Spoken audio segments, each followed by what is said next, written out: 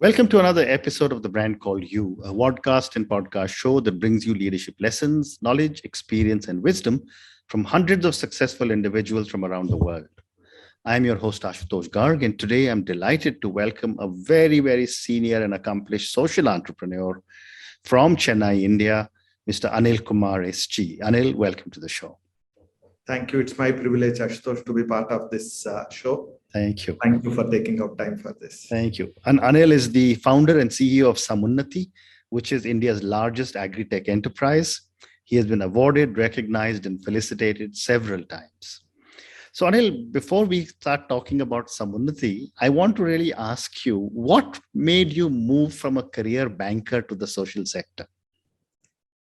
Well, it's an accident, I would say. Okay. I started my career pretty early in my life. I actually started my career with Canara Bank when I was 18 and a half as an undergraduate by discontinuing my engineering. And hence, my career, professional life and academic life have gone together. So I did my graduation in humanities, then did my MBA from Symbiosis in international marketing, both through distance mode. And then somewhere at the back of the mind, there was this complex that I have not gone to the college. So I wanted to go to the college, and I also thought, can I switch my career and get into academics? Okay. And with that idea, I took my GMAT and went to Manila, Asian Institute of Management, to do my master's. And then I realized two things. One, academic world is much more competitive than the corporate world. That was a realization. Second thing that I realized is the interesting space of financial inclusion or development finance, because one part of the module also had inspirational leadership module, and I got to read about Dr. Muhammad Yunus's life and how microfinance is changing the lives of so many people. And fortunately for me, at that point in time, ICICI Bank, which was my employer and had granted me sabbatical, was also doing a lot in microfinance. Okay. So I thought, having done so much in banking and rural banking, here is an opportunity where I can, hone up my experience to do something. Correct. Wrote to ICICI Bank expressing my interest, and that's how the movement from a liability banking to the asset side of the banking, and from corporate banking to the social sector happened.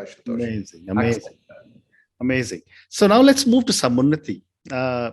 Tell me a little bit about the kind of work you are doing, and why agri? I mean, there are so many other sectors. Right. So Samunnati is a agri value chain enabler. We consider ourselves to be an ecosystem player, and it exists to make markets work for smallholder farmers. That's the reason why the organization exists. The belief is markets have been working off the farmer. Can we replace the off with for? By leveraging the power of aggregation, by bringing in the power of market linkages, and also the knowledge and advisory services. So we call this approach the AMLA approach, of engaging with the farmer collectives. So the vision is to make markets work for smallholder farmers. And the banker in me clearly, taught that working capital is a key constraint, and a lot of value chains, including the agri value chains, are operating at a lower equilibrium, because whenever a seller sells something to a buyer, the buyer wants to pay later, because supplier's credit is one of the principal forms of working capital.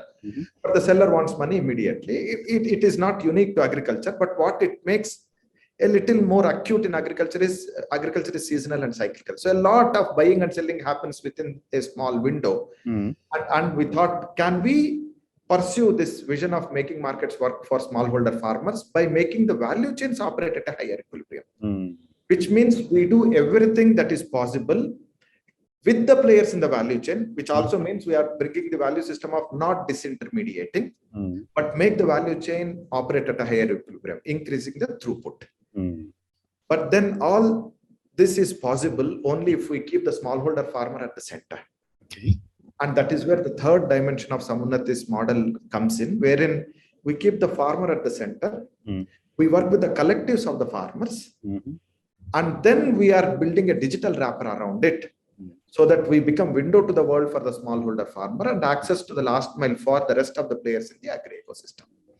The reason why Agri is in my 30 years of banking career, I have spent more than 25 years in rural and agri. Nice. So, I have never been a farmer, but I have spent a lot of time with the farmers. And I keep on a lighter note saying that I might have been a cow or a buffalo in my previous life and I go back to agriculture. Well said. Well said. So when you were telling me about Samunnati, you used a word which I'm assuming is an acronym, which you called as your approach. Tell me what does that stand for? This is AMLA approach. It is an acronym for aggregation, market linkage, and advisory services. I see. Okay. And Indian gooseberry, AMLA, I know, is the complete fruit. Apparently, it has all the 6 tastes. And we want to bring in a complete proposition. And please observe that there is no finance in this. Yeah. And the belief there again, Ashutosh, is finance is important but not sufficient. Yeah. And it is an enabler for everything. Well said. Aggregation is when a set of farmers doing the same economic activity come together. And they are coming together because their requirements are homogeneous, whether they want to buy inputs or sell output. So the only way to leverage their power of aggregation is through market linkages. Market linkages to happen, you need working capital, right? So it's the 2 sides of the same coin, and that is where finance plays a role. Post that is the knowledge on how to access better farming techniques, better markets, better avenues to realize higher incomes. All is advisory services. So that's how AMLA approach is. Fascinating. So given the fact that you spent such a long time supporting such a large community of our country, which is farmers, what would you say are 3 key issues most farmers in India face? Right. So there are 2 frames that we have understood over a period by spending the time in the hinterlands. One is at an individual level, we keep definitely looking at farmer as as a fragmented smallholder farmer with ownership of land being small. And a significant reason for that, in our understanding, anecdotally, is the way we identify the farmer is through ownership. The one who has land is the farmer, is how we identify. Correct. Not the one who does farming. Right? And we also have farmers who take land on lease, or tenant farmers who do farming, but are not identified under the cohort of farmers. Okay. So if I can put my finger on the 3 things: 1, fragmented land holding; 2, definition of farmer; and the 3rd one is most of our engagement and schemes are designed for a farmer from the ownership perspective, but not from the activity perspective. Wow, that's incredible. And the reason why, not the reason, one of the reasons why the fragmented land holding is also a reality is, say, if my father has 9 acres of land and we are 3 brothers, and I have 3 sons, for me to access any of the schemes, including the bank funding, I need to own the land. So my father will have to divide the property into 3 acres for 3 brothers, including me. My 3 acres will get distributed to my 3 sons, if that is how it is. So in 2 generations, 9 acre has become 1 acre. Absolutely. Well said. Well said. But you identified 3 very interesting areas which are challenges. What would you say are ways to fix these 3 challenges? I mean, not owning the land, and yet we know very large tracts of land are really tenanted farmers. Correct. So this is where we believe and see the power of aggregation or power of collectivization. We are a huge believer that the FPO movement that we are seeing now and the cooperative movement of yesteryears has the potential, or had the potential, if we can just talk about present tense. We believe that FPO as a concept and movement has the potential to unlock this, because the individual farmer does not have the capability to engage with a larger ecosystem. Let me explain this a little bit. The individual farmer has to deal with a larger ecosystem. While we talk about fragmented land holding of the farmer, Hmm. the fact of the matter is the agri ecosystem being so large and huge is also fragmented. Hmm.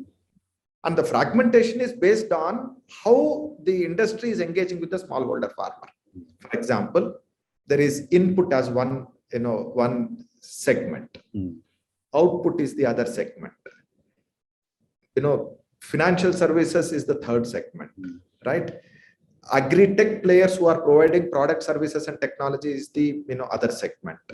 Rural marketing agents, which also look at farmers, is the other segment. Advisory servicing entities, which include the KVKs and other entities which provide service for free of cost, is other segment. Now you see, each of these is an ocean in itself. Again, you double click on inputs, then you have seeds, crop protection chemicals, and farm equipment. Correct. Double click on seeds, you go to organic, genetically modified, hybrid, open pollination, right?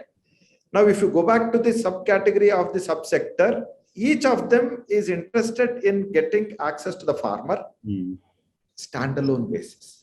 They don't want to do the rest of it. The input guy will say, hey, I want to engage with the farmer, but I have nothing to do with the output.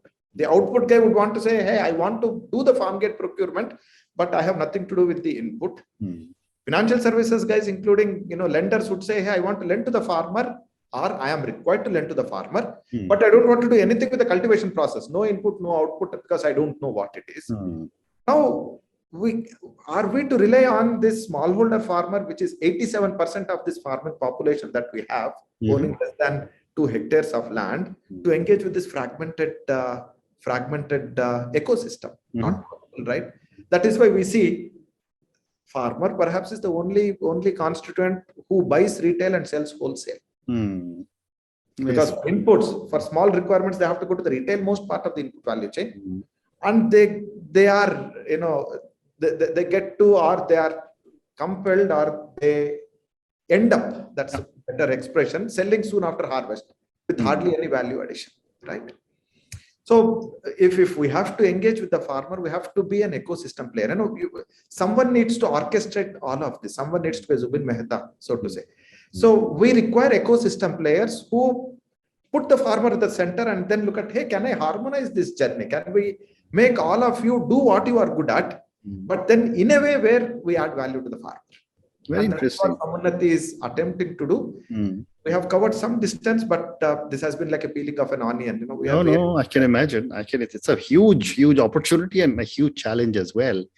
But Anil, moving on, I was talking to some people. They said that in India, there's a lot of technology being brought in for farming. And technology, when I mean, is not just bringing in harvesters and this, it is cutting edge technology being brought in.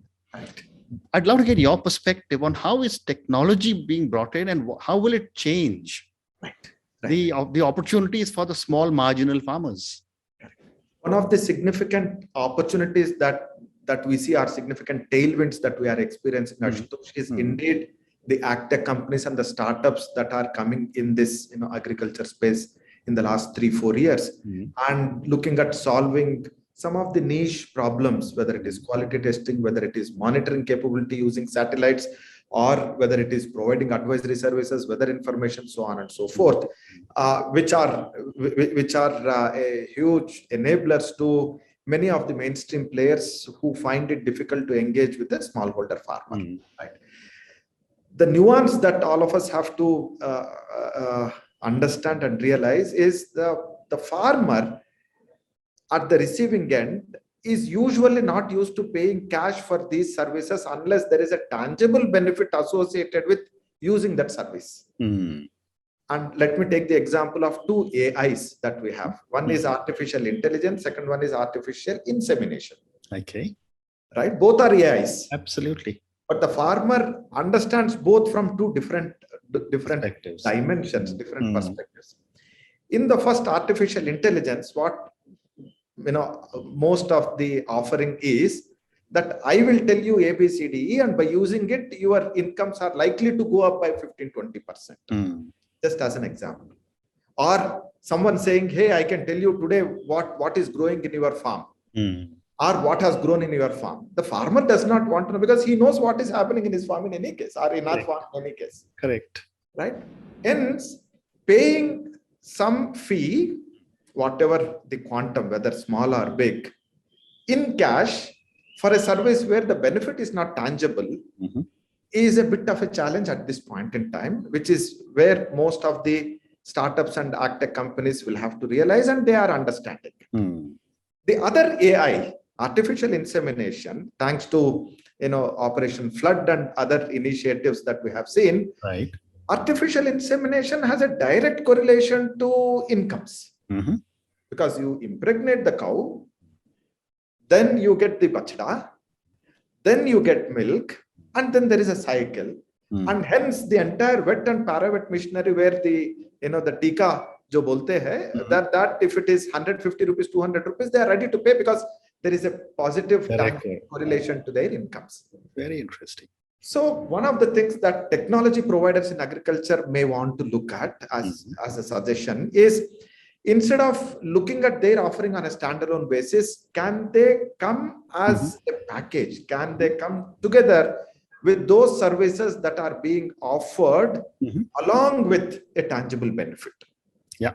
For example, I understand within artificial insemination, now there are gender-specific semen samples that are available where the offspring will be of a particular gender, and hence it is priced higher and people are indeed likely to pay. Now you see, it is the same thing. Technology, better outcome. You are still charging for it, but then there is a tangible benefit. What a fascinating example. I mean, there's such incredible learnings I'm getting from you today.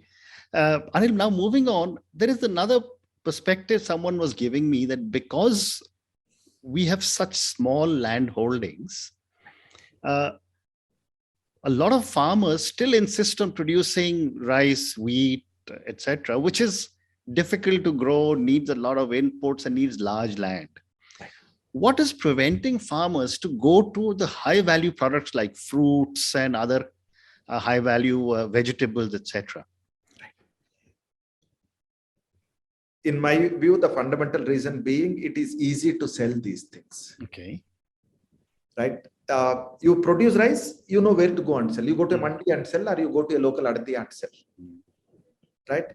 You produce the local crop that most of the people are producing, because the logistics for most of these crops is well set, established.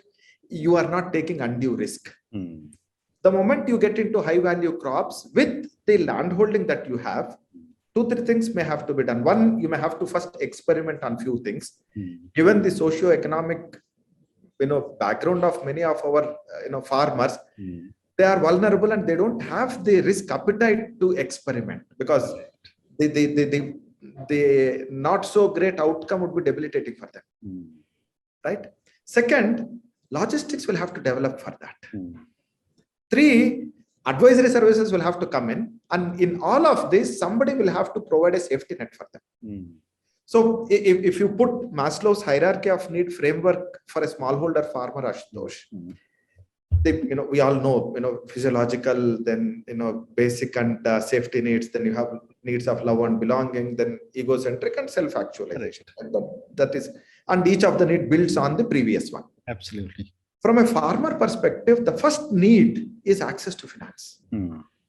That itself is a huge enabler for them. The moment they have that, then they would say, can you give me access to customized finance? A paddy growing farmer would need money for 3 months, and a sugarcane farmer would need money for for a year. Right? Can we customize it? Give bullet repayment, bullet disbursement, rather than asking for equated installment, because there is no cash flow in between. Correct. Right? Transit disbursement. So can we provide customized finance? The moment you have that, then third order of need that they would ask is, hey, can you provide me access to better markets? Market linkages. Right? So that I would be able to provide my harvest to better markets.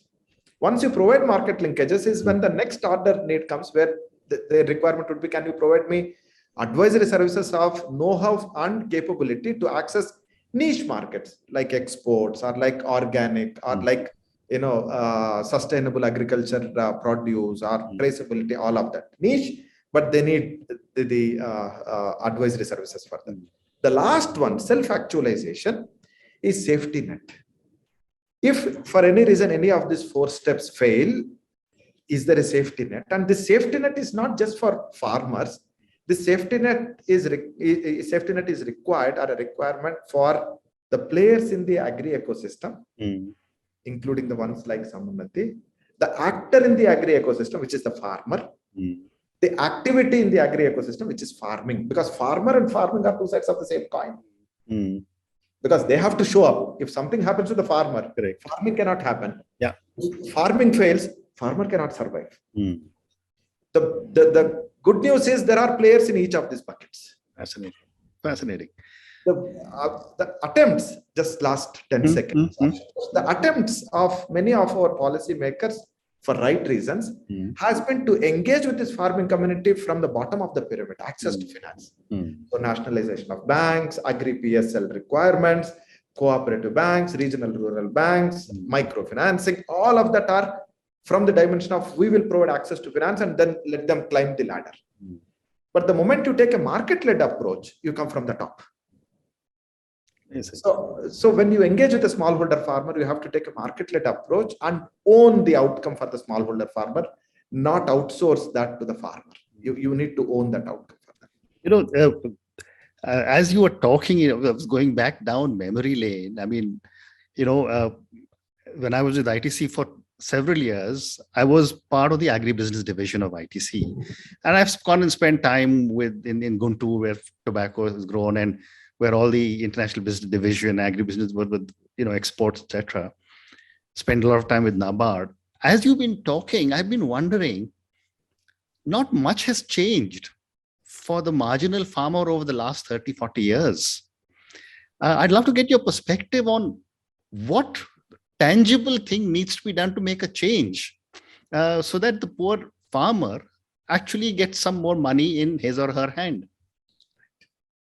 Well, I heard something very interesting in some other context as a saying: if you continue doing what you are doing, don't expect different results. Okay. We need to be contemporary. Correct. Now, as we see agriculture from a vantage point that we have today, notwithstanding the fact that we are the largest producer and consumer of many of the agri commodities that we have, at this point in time in the country, the road network is fantastic. The quality of roads and connectivity is fantastic. Absolutely. The digital connectivity, the internet and other things is ubiquitous, right? The prevalence of smartphones is all over the place. The awareness about not only what we are eating, but where we are growing and who is growing is increasing. So rather than look at what we did and how to incrementally change what we did, can we take a fresh look and say, hey, forget about the vehicles that we have to take the interventions to the farmers. Can we keep the farmer as the focus and be agnostic to the vehicle?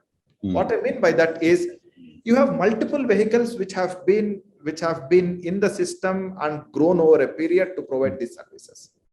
NABARD is the apex organization. Then you have the Krishi Vigyan Kendras. You have you have both governmental, non-governmental, quasi-governmental bodies doing fantastic job on the field.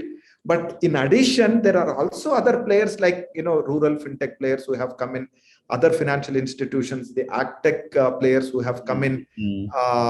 Some of the NBFCs are looking at lending to the farmers. Can we go away from the traditional known vehicles to say, hey, whoever is interested to serve farmers are eligible for these schemes, are eligible to make an application for these schemes, rather than saying every scheme that you look at, either it is eligible for scheduled commercial banks, eligible for regional rural banks, but you don't find NBFCs anywhere, Ashutosh. Right reason, because there was no NBFC lending in agriculture in any case. Agree.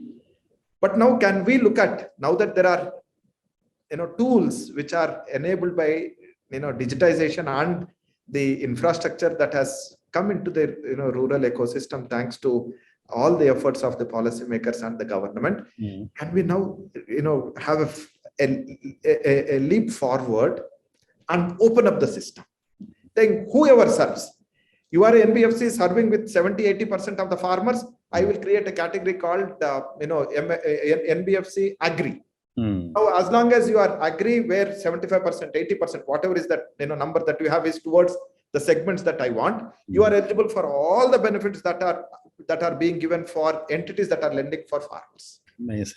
Amazing. Or you are eligible for all subsidy schemes of the government, or you are eligible for all guarantee schemes that are available for the farmers, because the purpose of the schemes is to reach the farmer. No, let us be vehicle agnostic. Fantastic.